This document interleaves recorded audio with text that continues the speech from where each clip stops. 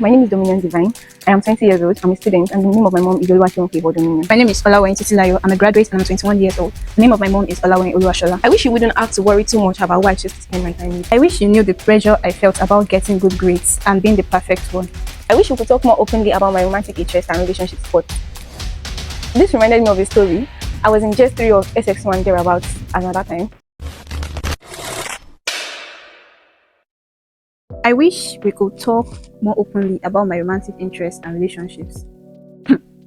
Well, I wish. I can only wish. But then, I remembered when I was in JS3. Yeah, I think JS2 or JS3. Yeah, I was 16 years. So there's this. Let me just call him uncle. He was 26. I was 16. So he used to be so nice, and then I just like him as normal. And then he's a very intelligent person. That's the only thing I like about him. So that day he wrote me a letter that he liked me. So when I read the letter, I didn't know what to do. I wasn't free enough to come meet my mom. So all I could do was to write my own back. But then I told him I wasn't interested. And then after giving it to him, he wrote another one. But that day, I wasn't expecting him to write another one. There is this letter that they used to send to my house every month. So he brought that letter early in the morning when I was going to school. So I wasn't thinking it would be a love letter you get. So I thought it was that letter. So I just collected the letter and gave it to my mom. Straight up. I gave it to her. Straight into the lion's den. Guys. Okay. Let me just cut it short. So immediately I gave it to her. She said, "Oh yeah, come and read it for me." I still don't know what was in the letter. So I took the letter and then opened it. And I started reading. I read it all. I read everything. And after reading it, she said, "Okay, you can go." So I went to school. I was not settled that day. There was nothing that was entering my head that day in class. So when I got back, my greatest surprise, my mama don't carry letter, go give our pastor. They've called the guy. They've asked him questions. And the only thing that saved me that day was that the guy still had the letter I wrote back to him that I wasn't interested. But then I should be free already now, since you've seen evidence that this girl said she wasn't interested. But guys,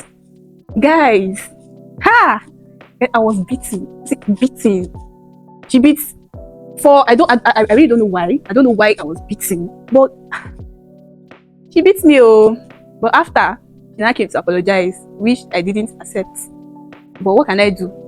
I was beaten already. So yeah, since that time, let me just say, since that time, I already had this fear in me that I can't go and meet you for something like this. You now still beat me.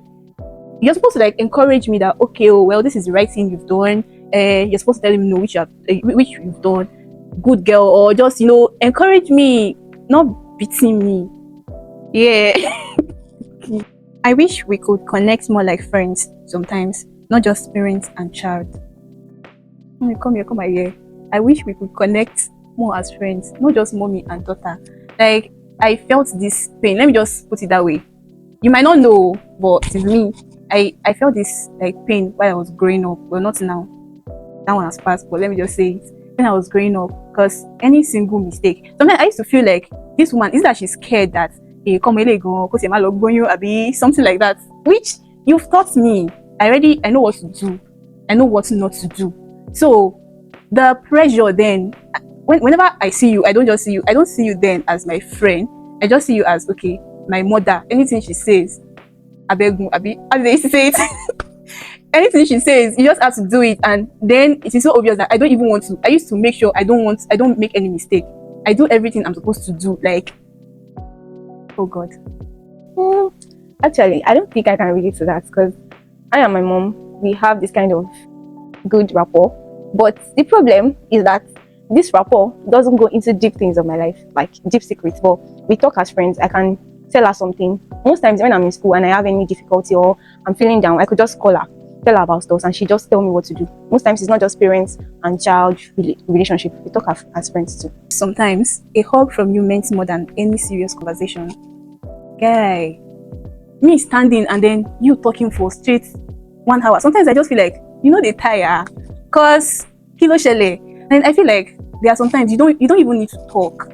You don't need to talk. Just a hug can actually settle everything. You don't need to talk. You don't need to make me feel that what this thing that you have done, it is really serious and you have to be penalized for it, and then you will now start talking for straight 1 hour. Don't, please help me and help you. Please, let's help ourselves. The straight talking is not necessary, I think. Okay.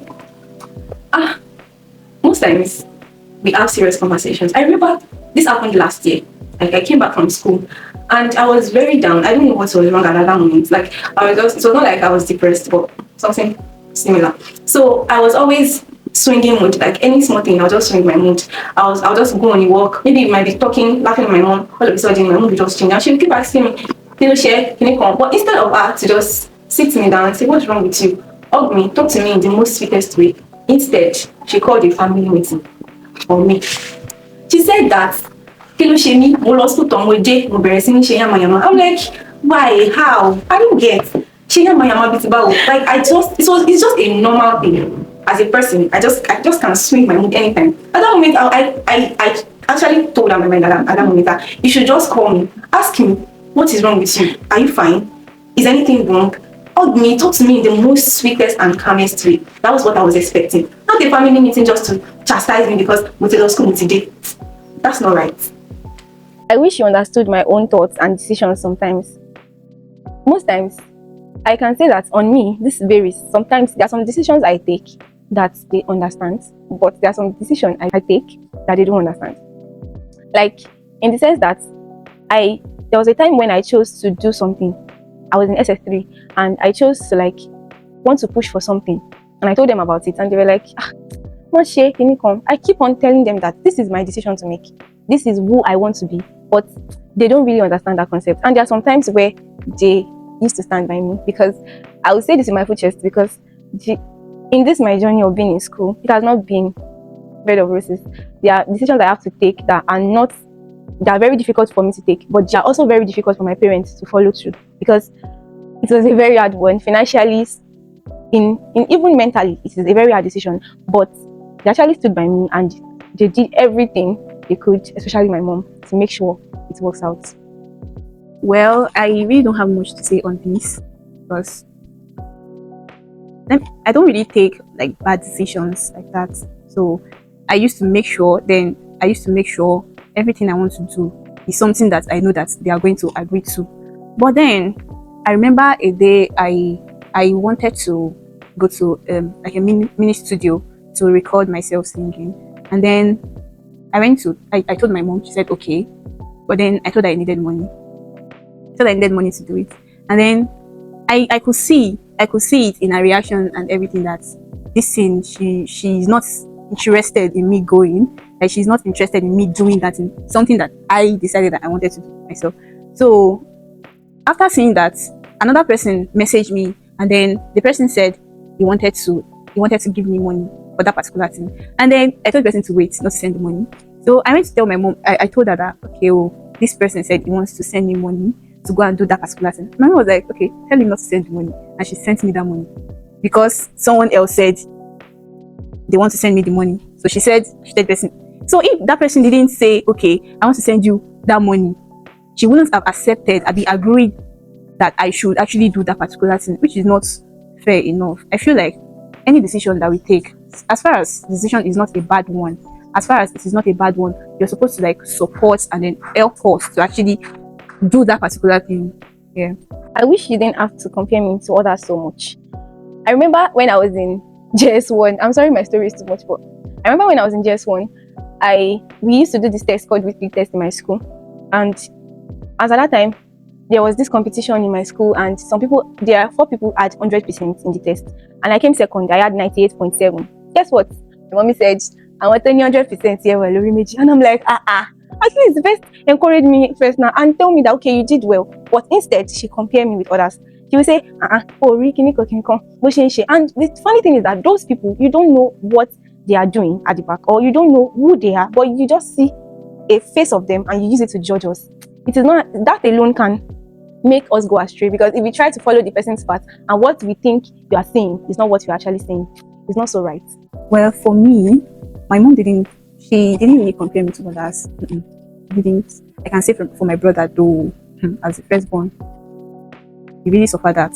But for me, I used to make sure that, okay, I don't want to do something wrong. Though there is no how I'm going to do that. I'm not perfect. But then she didn't really compare me to others. So yeah, thank you for that.